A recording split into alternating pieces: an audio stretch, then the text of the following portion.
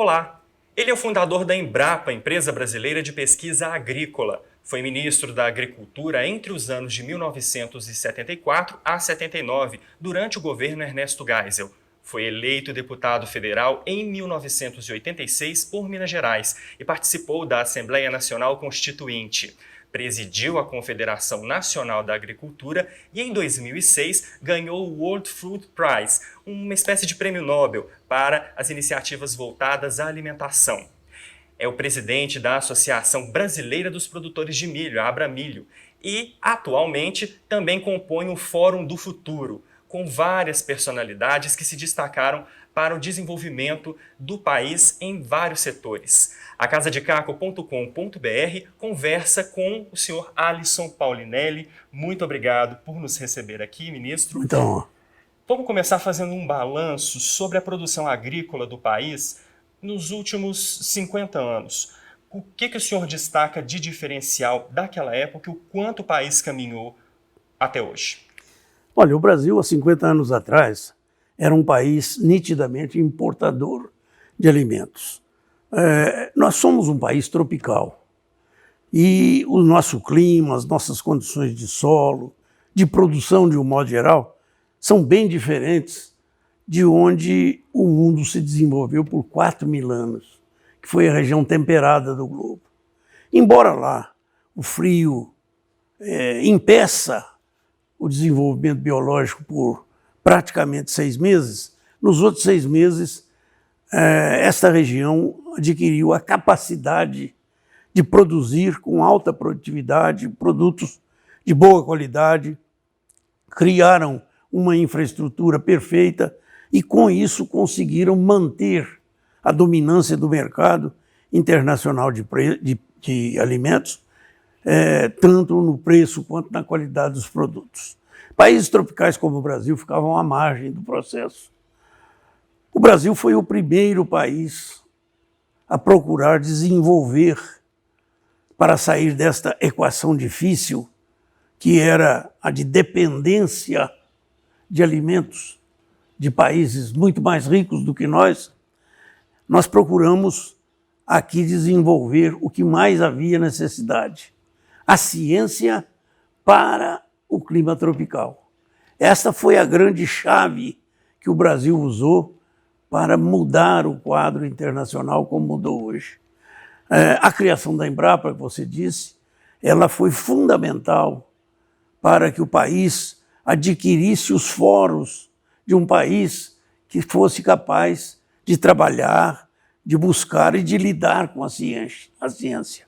E através da ciência, nós começamos a interpretar os biomas tropicais brasileiros e dar a eles a feição que eles pudessem, com os seus recursos naturais, oferecerem ao país o alimento que ele necessitava.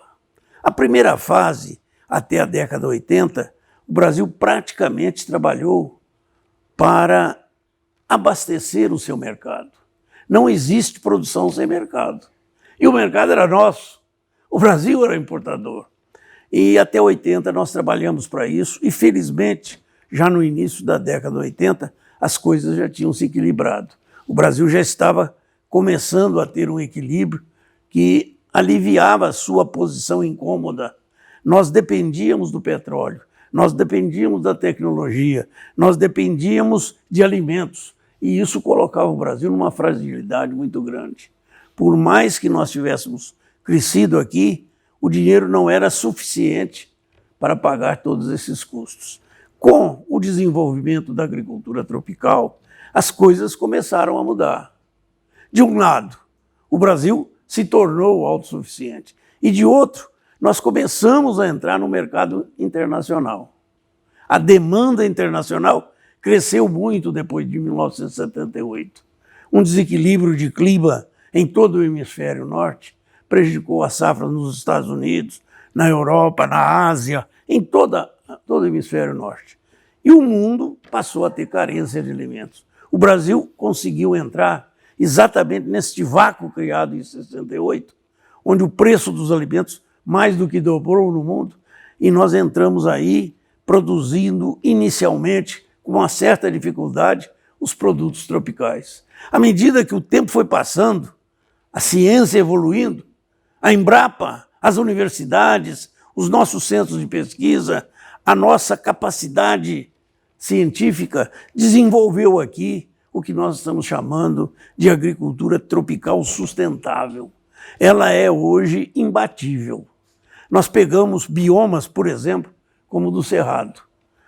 O Cerrado é no mundo, não é só no Brasil, o mais degradado bioma que existe. Ele começou aqui no Brasil a ser degradado desde o tempo do índio. Depois o colonizador, que botava um fogo anualmente no Cerrado para tirar aquilo que ele podia oferecer. E exauriu sua capacidade. Como na África, a mesma coisa. Na África, a África tem 2 vezes a quantidade de cerrado que tem o Brasil, mas ainda não tem a tecnologia que nós temos. E na própria Ásia existem cerrados, chamados estepes lá. Esses estepes ainda não são produtivos.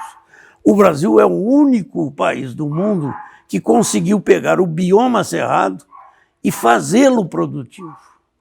Tanto assim que hoje, poucos anos depois, 50 anos depois, nós estamos abastecendo mais de 1 bilhão e 200 milhões de almas fora do Brasil.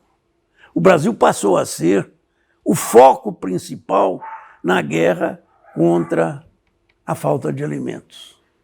Hoje, todos os países populosos sabem que a segurança alimentar tem base hoje no Brasil. Somos o único país que temos ainda espaço para produzir, mas já temos tecnologia capaz de fazer o Brasil produzir muito mais, na mesma área, com o mesmo homem, com as mesmas máquinas. Nós ainda temos de desenvolver aquilo que ainda está atrasado, que é a infraestrutura. Nós precisamos melhorar o nosso sistema de produção com melhor classificação, padronização, qualidade dos produtos. Isso já está sendo providenciado, o Brasil está crescendo nessa área. O mais importante hoje é que o Brasil hoje tem um novo conceito. Segurança alimentar hoje depende do Brasil. E é este o quadro que nós estamos vendo.